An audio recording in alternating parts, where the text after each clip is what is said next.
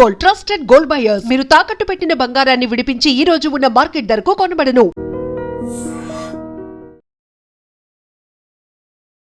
చోటుపల్లో ఒక pharma company దాంట్లో నిన్న రాత్రి 9:30 నుంచి 9:50 మధ్యలో, అంటే షిఫ్ట్ అయిపోయి షిఫ్ట్ చేంజ్ అయ్యే టైంలో పెద్ద బ్లాస్ట్ అనమాట. బృందావన్ కంపెనీ ఇది. సగం బిల్డింగ్ కూలిపోయింది. రియాక్టర్ వేయడానికి సగం బిల్డింగ్ కూలింది.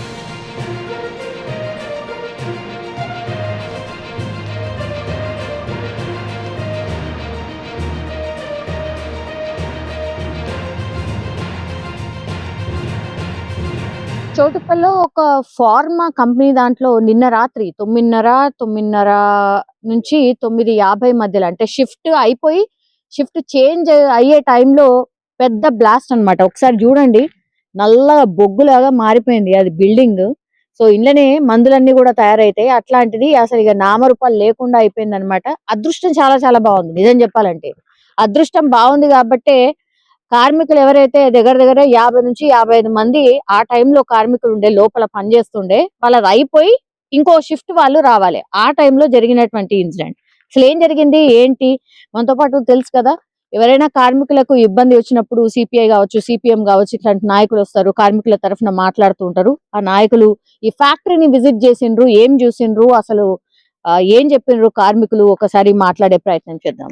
నమస్తే అన్న, మీరు ఇక్కడేనా దగ్గరలో, లైక్ మీరు ఎక్కడి నుంచి వచ్చారు? ఇక్కడ భువనగిరి యాదాద్రి జిల్లా సెక్రటరీ సిఐటి, ఇక్కడ లోకల్ సిఐటి నాయకత్వం. రెగ్యులర్ గా మేము ఇక్కడ ఇండస్ట్రీకి సంబంధించి విజిట్ చేస్తుంటాం, కార్మికుల తరపున సమస్యలు ఏమన్నా ఉంటే తెలుసుకోవడానికి వస్తుంటాం. ఈ ఘటనకు సంబంధించి నిన్న 9:50కి జరిగిందని చెప్పి చెప్తున్నారు.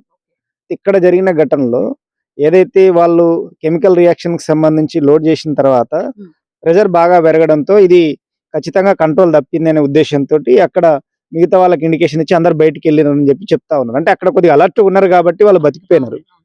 లేదనంటే ఈ రోజు మనం ఎన్ని శవాలను చూడాల్సి వచ్చేది ఇక్కడ. కానీ ఇట్లాంటి ఘటనలు జరిగే అవకాశం ఉన్న పరిశ్రమలో కనీసం ప్రికాషన్స్, సేఫ్టీ ప్రికాషన్స్ ఉండాలి. ఏమీ లేవు. మీరు చూడండి, అక్కడనే కనపడుతుంది మనకు సేఫ్టీకి సంబంధించిన ఒక సిలిండర్ మంటలు నార్పడానికి. అది 2022కి సంబంధించి స్టిక్కర్ ఉంది, దానిపైన రెన్యువల్ చేసింది.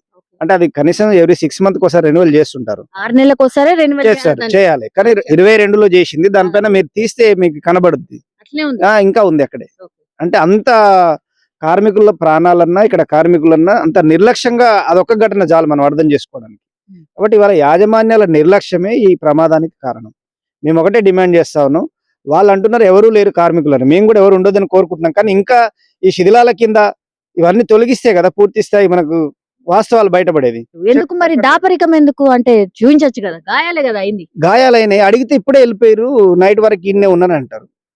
అంటే అందుకే ఆ కుటుంబాలందరినీ లిస్ట్ బహిర్గతపరిస్తే కుటుంబాలకు కూడా భరోసా కలుగుతుంది, ఒక విశ్వాసం ఉంటుంది, మా వాళ్ళు బాగున్నారు సేఫ్టీ అని. మేము కోరుకునేది ఒకటే, ఇట్లాంటి ఘటనలు పునరావృతం కాకుండా. గతంలో సిగాచి పరిశ్రమ చూసినాం, ఈ జిల్లాలో అనేక ఘటనలు కూడా జరిగినాయి. ఇట్లాంటి ఫ్యాక్టరీ ఇన్స్పెక్టర్ జాడపత్తున్నాడు, పొల్యూషన్ బోర్డు అసలు కంటికే కనపడాడు. మరి ఏం చేస్తున్నాయి ఈ శాఖలన్నీ? జిల్లా కలెక్టర్ గారు నైట్ 2 గంటలకే వచ్చి విజిట్ చేసిన తెలుస్తున్నది, సంతోషం, వచ్చి విజిట్ చేస్తే. కానీ ఈ అధికార యంత్రాంగాన్ని కూడా పనిలో పెట్టాలి. ఈ అధికార యంత్రాంగాన్ని కూడా పనిలో పెట్టి కార్మికులకు రక్షణ కల్పించేటట్టు చర్యలు తీసుకోవాలని మేము సిఐటిగా డిమాండ్ చేస్తాం. ఎంతమంది డ్యూటీలో జాయిన్ అయినారు, ఆ రోజు ఎంతమంది వచ్చినా సైన్ చేస్తారు కదా మేడం. పోయేటప్పుడు కూడా అవుట్ పంచ్ కూడా చేస్తారు కదా, ఇన్ పంచ్ అవుట్ పంచ్ ఉంటుంది, వాటిని బహిర్గత పరచాలి. కార్మికులందరూ ఉన్నట్టు ఆ కుటుంబాలకి భరోసానివ్వాలి. ఉన్నారు అని చెప్తున్నారు ఓకే, కానీ ఆ రోజు వచ్చిన వాళ్ళు ఎవరు, పోయిన వాళ్ళు ఎవరు, ఆ లిస్ట్ ఉండాలి కదా మేడం. ఆ లిస్ట్ అక్కడనే పెడితే అందరు చూసుకుంటారు. మేనేజ్మెంట్ దగ్గర ఉన్నప్పుడు బహిర్గత పరచడానికి ఏమి ఇబ్బంది? కాబట్టి ఆ లిస్ట్ని బహిర్గత పరచాలని కూడా మేము డిమాండ్ చేస్తా ఉన్నాం. ఇట్లాంటి ఘటనలు పునరావృతం కాకుండా ప్రభుత్వం కూడా తగు బాధ్యత తీసుకొని వీటిపైన పూర్తి స్థాయిలో విచారణ జరపాలి. జరిపితే కానీ అసలు వాస్తవాలు బయటపడతాయి. ఇంకోటి, ఇక్కడ ఈ చౌటుప్పల్ ఏరియాలో హైదరాబాద్ విస్తరిస్తున్న క్రమంలో అనేక ఇండస్ట్రియల్ ఈసీఎల్ నుంచి ఇక్కడ తరలి వస్తున్నాయి. ఇప్పుడు సుమారు గతంలో కేసీఆర్ గవర్నమెంట్ ఉన్నప్పుడు మల్కాపురం జోన్ లో 300 గ్రీన్ ఇండస్ట్రియల్ జోన్ అని చెప్పి 300 పరిశ్రమలు వచ్చినాయి ఈ దగ్గర విలేజ్. దానికి పూర్వమే ఇక్కడ 100కు పైగా ఉన్నాయి చౌటుప్పల్లో. అంటే ఇప్పుడు అన్ని కలిపితే సుమారు 400 చిన్న చితక పరిశ్రమలు ఈ చౌటుప్పల్ ఏరియాలో ఉన్నాయి. కానీ ఈ పరిశ్రమలను కూడా ఊళ్ళ మధ్యలో ఉన్నాయి. ఇక్కడ జరిగిన ఘటన ఈ బ్లాస్ట్ అయినప్పుడు చుట్టుపక్కల గ్రామాలలో ఉలిక్కి పడ్డారంట. ఇట్లా భూమి ఏమన్నా మొత్తం ఇంట్లో గ్లాసు అద్దాలు కూడా పగిలినాయి అంటే డోర్లు. ఇక్కడ ఈ గ్రామస్తుడు ఉన్నాడు ఇక్కడ. అంటే ఆ ఇంట్లో కూడా ఏం జరిగిందో అర్థం కాకుండా ఇళ్ళకి వెళ్ళి బయటకు వచ్చి ఏమైందని చెప్పి పరిశాన్ అయ్యే పరిస్థితి. మామూలు హార్ట్ పేషెంట్ ఉంటే ఆయన కూడా కథమే ఆ రోజు. ఇంకెంతమంది అట్లాంటి సమస్యలు ఉంటాయో. ఇంకా ఇట్లాంటి నివాస ప్రాంతాల మధ్యలో ఉన్నప్పుడు తీసుకోవాల్సిన చర్య, పక్కకు పోతే ఇండ్లు ఉన్నాయి కానీ నివాస ప్రాంతాల మధ్యలో ఉన్న ఇండస్ట్రీకి మేము వ్యతిరేకం కాదు. కానీ అదే టైంలో ప్రజల ప్రాణాలు, కార్మికుల ప్రాణాలను కాపాడాల్సిన బాధ్యత కూడా యాజమాన్యాలకు ఉన్నది. ప్రభుత్వం కూడా దీనిపైన పూర్తి స్థాయి విచారణ జరిపి ఇక్కడ కార్మికులకు రక్షణ కల్పించాల్సిన అవసరం ఉన్నది. సేఫ్టీ ప్రికాషన్స్ తీసుకోవాల్సిన అవసరం ఉన్నది. అదే తరుణంలో అనేక ప్రాంతాల నుంచి మైగ్రేట్ వర్కర్స్ ఉన్నారు. ఇక్కడ ఈ చౌటుప్పల్లో సుమారు 20,000 మంది కార్మికులు ఉన్నారు. జస్ట్ ఇండస్ట్రీల మీద కేవలం ఇండస్ట్రీల మీద 20,000 మంది కార్మికులు ఉన్నారు. దీంట్లో 85% ఎబో అంతా మైగ్రేట్ వర్కర్స్ ఉంటారు. బయట మనోళ్ళకి లేదు, ఉద్యోగాలు లేవు. ఇక్కడ ఉద్యోగాలు లేవు. స్థానికులు పరిశ్రమ వచ్చేటప్పుడే లోకల్ ఉద్యోగాలు అంటారు. వచ్చిన తర్వాత లెక్క తీస్తే ఎవడున్నాడు ఇక్కడ. మరి అట్లాంటి పరిశ్రమ రావడం వల్ల ఇక్కడ ప్రాంతానికి ఉపయోగం జరుగుతలే. కొన్ని వచ్చిన కార్మికులు ఎక్కడి నుంచి వచ్చిన కార్మికులే. వాళ్ళ ప్రాణాలకు కూడా గ్యారంటీ ఉండాలి. వాళ్ళ కుటుంబాలకు కూడా భరోసాని ఇచ్చేటట్టుగా ఉండాలి. ఇప్పుడు ఒక 6గురికి ప్రమాదం జరిగిందని తెలుస్తున్నది. చిన్న చిన్న గాయాలైనాయని, కొంతమందికి గ్లాస్ కుచ్చుకుందని, ఒక ఆయనకు చేయికి దెబ్బ తగిలిందని చెప్తున్నారు. వాళ్ళు ఎక్కడున్నారో కూడా షో చేయించాల్సిన అవసరం ఉంది కార్మికులు. కాబట్టి ఆ 6గురు కావచ్చు, 2 కావచ్చు, 4 కావచ్చు, కనీస వేతనాలు ఇవ్వాలి. అదే విధంగా పని కూడా ఆ విధంగానే చేయించుకోవాలనేటువంటి ఉద్దేశంతో ఈ సర్వేలు, అనేకమైనటువంటి పోరాటాలు కార్మిక వర్గం నాయకులుగా మేము చేస్తా ఉన్నాం. బయట నుండి ఏదైతే కార్మికులకు తీసుకొస్తా ఉన్నారో ఆ కార్మికులు రాచరిక వ్యవస్థలో ఏ విధంగా అయితే బానిసలుగా పనిచేయించుకుంటా ఉన్నారో ఆ విధంగా ఇప్పుడు వీళ్ళతో పని చేయించుకుంటా ఉన్నారు. కానీ 12 గంటల డ్యూటీ, 12 గంటలు 14 గంటల డ్యూటీ చేయించుకుంటా ఉన్నారు. వాళ్ళ ఇళ్లకు డబ్బులు పంపిస్తా ఉన్నారు. వాళ్ళు కనీసము భోజనము సక్రమంగా చేయాలంటే కూడా వాళ్ళ కుటుంబాలకేమో డబ్బులు పంపిస్తా ఉన్నారు. ఇక్కడ మేము సర్వే చేస్తున్నటువంటి సందర్భంలో వాళ్ళ సమస్యలు ఏందని, వాళ్ళ సమస్యల మీద మేము ఏదైతే సర్వే చేద్దామనేటువంటి తపనతోటి వచ్చినటువంటి సందర్భాల్లో యజమాన్యాలు మాకు కలవకుండా చేస్తా ఉన్నారు. ఈ సేఫ్టీ లేకపోవడం వల్ల, ఈ సేఫ్టీ ఏదైతే అగ్నిమాపక సిలిండర్ ఏదైతే ఉంటుందో అక్కడ చూసినటువంటి సందర్భంలో 2022 సిలిండర్ ఉంది. ప్రతి 6 నెలలకు ఒకసారి సేఫ్టీ ఇన్స్పెక్టర్ వచ్చి మొత్తం సర్వే చేసి ఏ విధంగా ఉంది, రియాక్టర్లు ఏ విధంగా ఉన్నాయని చూడాలి. కానీ ఇటువంటి పునరావృతం కాకుండా మన జిల్లా కలెక్టర్ గారు, అదే విధంగా జిల్లా మంత్రి గారు చూడవలసినటువంటి బాధ్యత ఉంది. కానీ కార్మిక ఏదైతే శాఖ ఉందో నల్గొండ జిల్లా కానీ, అదే విధంగా ఈ యొక్క రావణపేట ప్రాంతంలో కానీ నిద్రమత్తులో ఉంది. ఆ నిద్ర మత్తు దించే విధంగా కార్మిక శాఖ మంత్రి చూడాలి. ప్రభుత్వం చూసి ఏదైతే ఈ కార్మికులు దెబ్బలు తాకినాయో వాళ్ళకు కూడా చూపించేటువంటి బాధ్యత ఈ యజమాన్యాలపై ఉంది. అన్న, ఇప్పుడు ఒకటి ఆల్రెడీ కొంతమందికి గాయాలైనా పెద్దగా ఏం గాలే అంటున్నారు. కానీ ఈ రియాక్టర్లు కానీ బిల్డింగ్లు చూస్తే రోజు ఒక కనీసం ఎంతమంది షిఫ్ట్ లో ఉంటారచ్చు అంటే దగ్గర ఒక 150 మంది నుంచి ఒక 200 మంది పనిచేస్తారు. ఇప్పుడు పని లేకుండా పోతుంది కదా. మరి ఇదంతా అయ్యి వాళ్ళకి పని అంటే మళ్ళా యాజమాన్యం వాళ్ళని చూస్తుందా? దాని గురించి మీరు ఏమన్నా మాట్లాడిరా యాజమాన్యంతో? ఇప్పుడు యాజమాన్యాన్ని కలుద్దామంటే ఆయన అందుబాటులో లేడు. కనీసము ఏదైతే ఇది అయ్యే వరకు, రిపేర్ అయ్యే వరకు ఒక కనీసం 5-6 నెలలు పడుతుంది. ఆ వేతనాలు కూర్చోబెట్టి కూడా ఆ 200 మంది వేతనాలు ఇచ్చే విధంగా ఆ కార్మిక శాఖ, అదే విధంగా మేము ట్రేడ్ యూనియన్ గా కూడా ఆయనతో మాట్లాడి, మా అందుబాటులో ఉంటే మాట్లాడి వాళ్ళ పుట్ట కొట్టకుండా వాళ్ళ ఏదైతే కుటుంబాలు నడిచే విధంగా మేము మాట్లాడతాం. వాళ్ళు వెనకాల కనిపిస్తున్నారు కదన్నా, వాళ్ళందరూ కూడా అంటే ఎంప్లాయీస్ ఏనా? వాళ్ళ దగ్గర నుంచి ఇన్ఫర్మేషన్ తీసుకుంటున్నారు. ఆయన ఎవరు, ఏమైనా ఐడియా ఉన్నదా? అంటే వాళ్ళు కంపెనీకి సంబంధించిన వాళ్ళ మాట్లాడుతున్నారా? కంపెనీకి సంబంధించిన వాళ్ళు మాట్లాడుతున్నారా? మేనేజ్మెంట్ తరపున ఎవరు మాట్లాడట్లేరు. మనం కార్మికులనే కలిసి అడుగుదామంటే కార్మికులు కూడా అందుబాటులో లేరు. అందుకే ఏం జరిగిందని తెలుసుకునే ప్రయత్నంలో ఉన్నాం. ఖచ్చితంగా కార్మికులకు ఉపాధి దెబ్బతినకుండా వాళ్ళని ఖచ్చితంగా వాళ్ళకు పేడ్ చేసేటట్టుగా మనం ఫైట్ చేస్తాం. ఒకసారి మాట్లాడదాము. ఫ్యాక్టరీకి సంబంధించిన అతనా లేకపోతే ఇంకోటో తెలియదు కానీ ఓ పేపర్ పట్టుకొని అయితే పెద్ద ఆయన కనబడుతున్నారు. ఒకసారి మాట్లాడే ప్రయత్నం చేద్దాం. ఒక్క నిమిషం సార్, ఒకసారి మాట్లాడదాము. ఏం ఇన్ఫర్మేషన్ ఉంది ఏంటి అనేది ఒకసారి కనుక్కునే ప్రయత్నం చేద్దాం. సార్ ఏంటి సార్? మీరు మీరు ఈ ఫ్యాక్టరీకి సంబంధించిన ఆయన ఎవరో చెప్పండి కదా. మరి అది చెప్పొచ్చు కదా, ఎందుకట్లా మరి చెప్పకుండా వెళ్ళిపోతున్నారు ఎందుకు? చెప్పొచ్చు కదా, చెప్పొచ్చు కదా, చెప్పొచ్చు కదా, చెప్పకుండా ఎందుకు పోవడం అట్లా? మీరందరూ ఎవరు? మీరందరూ ఎవరు సార్? ఎంప్లాయీసా మీరు? మరి మీ గురించి ఏం మాట్లాడుతున్నారు కదా, ఇదంతా ఇదైపోతే 6 నెలల వరకు ఉద్యోగాలు లేవని మీ గురించి మాట్లాడుతుంటే మీరు వెళ్ళిపోతే ఎట్లా? సో ఇక్కడ ఒకసారి చూడండి, అసలు నామరూపాలు లేకుండా టోటల్లీ అసలు మనం పోయే పరిస్థితి కూడా లేదు. అంటే రియాక్టర్స్ పేలిన తర్వాత ఇగో ఇవి ఎంత పెద్ద తలుపులు ఒకసారి చూడండి. కంప్లీట్ గా ఇగో ఈ అద్దాలన్నీ కూడా ఎట్లా బ్లాస్ట్ అయినా మీరు చూడండి. ఇవి మొత్తం అంతా కూడా అక్కడి వరకు పడ్డాయి, అక్కడి వరకు టోటల్లీ అక్కడెక్కడి వరకు పడ్డాయి. అందుకే ఈ రియాక్టర్ పేలిన తర్వాత ఈ సౌండ్ అంతా కూడా చుట్టుపక్కల విలేజెస్ ఉన్నాయి యాక్చువల్లీ, అక్కడ మనకు దూరంగా ఇల్లు కనబడుతున్నాయా, అక్కడి వరకు ఈ రియాక్టర్ పేలితే దాని రియాక్షన్ ఆ ఇంట్ల వరకు కనబడ్డదంటే మీరు ఇమాజిన్ చేసుకోండి ఎంత భయంకరమైనటువంటి సంఘటన. సరే అదృష్టం బాగుంది కాబట్టి ఎవరికి ఏమీ కాలేదు అంటున్నారు. డోంట్ నో, ఆ ఇన్ఫర్మేషన్ కూడా యాజమాన్యం ఎవరు ఇవ్వట్లేదు అని చెప్తున్నారు. మీరు చూడండి అడుగు అడుగున ఎక్కడ చూసినా కంప్లీట్లీ ఈ నల్ల ఇట్లా మారిపోయింది చూడండి. ఒక్కసారి చూడండి ఈ గోడలు చూడండి, తర్వాత ఒక్కసారి ఇది చూడండి. అసలు దీని బిల్డింగ్ అంటారా మొత్తం మసి వారిపోయింది అనమాట. మనం ఇక్కడ అంటే ఇప్పుడు వీడియోలో చూస్తున్న వాళ్ళకి తెలియకపోవచ్చు కానీ కంప్లీట్లీ స్మెల్ ఇంకా కూడా చాలా భయంకరంగా వస్తుంది. ఇట్లా మసిబారి ఉందన్నమాట కంప్లీట్ గా. ఇగో మట్టి అయితే ఇగో నల్లగా అయిపోయింది. ఒకసారి చూడండి. సో ఇటు చూసినా ఈ బిల్డింగ్ మీరు చూస్తే అర్థం చేసుకోవచ్చు ఎంత భయంకరమైనటువంటి సంఘటన ఇది అనేది. దగ్గర 10 ఫైర్ ఇంజన్లు వచ్చి మంటలను ఆర్పే ప్రయత్నం చేశాయి అని చెప్తున్నారు. ఇక్కడ అఫీషియల్ గా ఎవరు చెప్పడానికి కూడా లేదు, అంటే మనమే ఊహించుకొని చెప్పాలన్నమాట. ఎవరు కూడా తయారు కూడా లేరు చెప్పడానికి కూడా. మరి అంత భయం ఎందుకో అర్థమైతలేదు. ఒకసారి చూడండి, ఇందులో కార్మికులు పనిచేసేటోళ్ళు అంటే 50 నుంచి 60 మంది షిఫ్ట్ లో ఉన్నటువంటి బిల్డింగ్ ఇది. నిన్న రాత్రి 9:50 ప్రాంతాల్లో ఇది జరిగింది.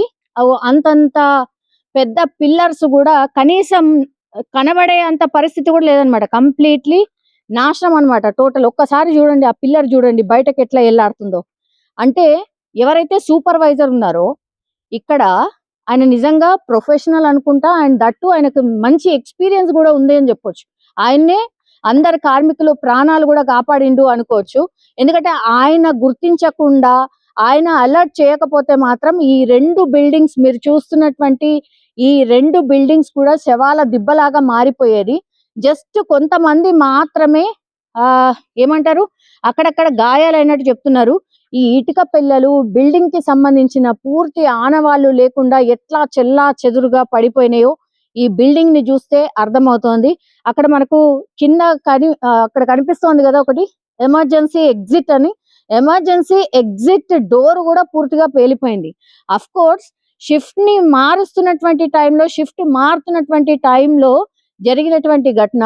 అండ్ ఇంకోటి ఏంటంటే ఈ బిల్డింగ్ కి ఆ బిల్డింగ్ కి చాలా గ్యాప్ ఉంది, అంటే నడిచే అంత తోవ కూడా ఉంది. కాబట్టి గ్యాప్ ఉన్నా సరే 2 బిల్డింగ్స్ ఎట్లా ఎఫెక్ట్ అయినాయో మీరు చూడొచ్చు. మెయిన్ బ్లాస్ట్ ఇక్కడ మీకు కనిపిస్తుంది కదా నల్లగా మసిలాగా అయిపోయింది చూసారా, ఆ బిల్డింగ్ లో మెయిన్ బ్లాస్ట్ జరిగింది.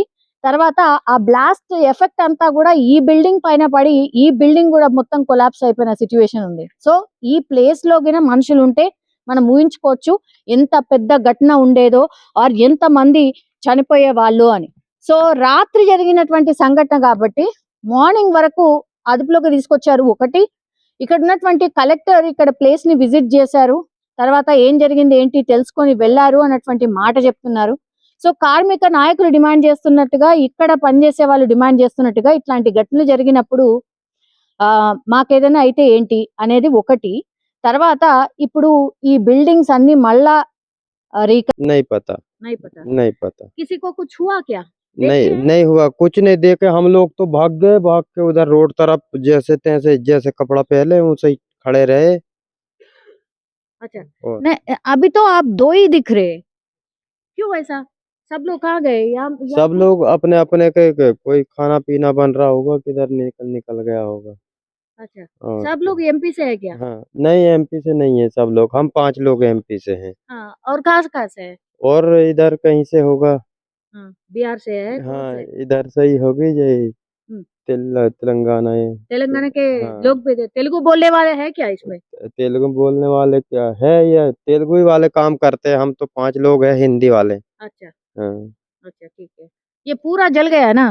पूरा जल गया ये तो। अब हाँ हम तो बहुत दूर से देख रहे थे, रोड तरफ चले गए। हाँ रोड तरफ चल जाने के बाद में वो अंगार बहुत बढ़ रहा था, कोई एम्बुलेंस नहीं आई थी, कुछ नहीं आया था। जब पहले हम अच्छा भागा तब बचा हम लोग। हाँ, कितने फायर इंजन आए? वो कम से कम 5-6 फायरिंग हुआ था। अच्छा 5-6 देखे आप? हाँ, हाँ? 5-6 देखे रोड के बाहर होकर। हाँ एक फायरिंग हुआ था, निकल हाँ गए हम लोग तो। अच्छा अच्छा कितनी देर तक चला पूरा अंगार? अंगार कम से कम हम उतना मालूम नहीं, सो गए थे हम थोड़ा उधर जाके। अच्छा अच्छा अच्छा हाँ, ओके उसका नॉलेज नहीं है। अच्छा ठीक है। खाना बना लिए फिर? खाना खा लिया? खाना नहीं, अभी तो खाना बनाने के लिए कुछ पानी मानी ले जाएंगे, खाएंगे पियेंगे। ठीक है సో ఇది ఎంపీ నుంచి వచ్చినటువంటి పర్సన్ ఈయన. ఆయన చెప్తున్న దాని ప్రకారం అయితే రాత్రి అందరూ కూడా పారిపోయినరు అన్నటువంటి మాట. మీరు మీరు ఎవరండి? ఓకే అన్న, మీరు ఇక్కడ విలేజ్ వాళ్ళు కాబట్టి మీకు తెలిసి ఉంటది కదా. దాదాపు ఈ ఒక 15 నుంచి 20 వరకు ఫైరింగ్ వచ్చినాయి అవునా? మేడం. 20 వరకు వచ్చినాయి. ఒక అంబులెన్స్ ఇట్లా ఆ. ఒక ఒక 10-15 వరకు వచ్చినాయి అంబులెన్స్ ఇట్లా. ఇక్కడ పూర్తిగా కాలుష్యం వల్ల ఇట్లా కొద్దిగా ఈ దానికి ఏందో డిఫరెంట్ గా ప్రాబ్లం ఉండి కొద్దిగా రేటాలు పెరగడం జరిగింది, పేలడం జరిగింది. అవి 2 బ్లాకులు పూర్తిగా బ్లాక్ అయిపోయింది. ఇక ఇక్కడ ఏరియాలో మాత్రం ఇండస్ట్రియల్ ఏరియాలలో పని చేయడం ఈ రోజులలో చేయడం అంటే కష్టం. చాలా భయపడి ఆ లేబర్ గిట్లా అందరు గిట్లా వెళ్ళిపోవడం జరిగింది. కార్మికులు ఓవర్ గిట్లా లోకల్ ఎంప్లాయ్మెంట్ 9:30 టైంలలో గిట్లా వచ్చిన డ్యూటీ లెక్క టైంలలో వచ్చిర్రు కాబట్టి కొద్దిగా ప్రాణాలు అనేది పోలేదని ఒక ఒక ఘటన చెప్పడం వరకే గాని లోపల ఏమైందో తెలుస్తలేదు కదా ఏం లోపల? లోపల ఏమైందో తెలియడం లేదు. ఎవరు ఏమైంది దానికి ఇట్లా ఆ చీకట్ల పోలీసు వాళ్ళు రాకపోవడం, ఇక్కడ రానియకపోవడం ఇవన్నీ జరిగినాయి.